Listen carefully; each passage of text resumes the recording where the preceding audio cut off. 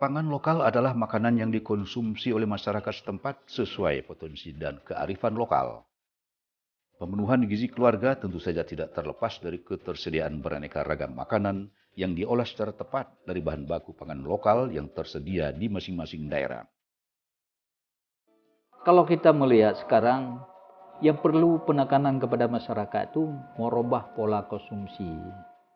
Pola konsumsi itu pola konsumsi yang B2SA.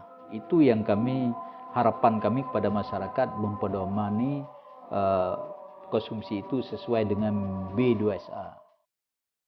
Pemerintah mendorong model pengembangan pangan pokok lokal MP3L yang dilaksanakan melalui kegiatan identifikasi calon penerima subsidi pangan, pangan lokal, potensi bahan baku dan identifikasi calon produsen atau penghasil produk, yaitu UMKM, usaha mikro kecil menengah dengan kriteria produk yang telah ditentukan.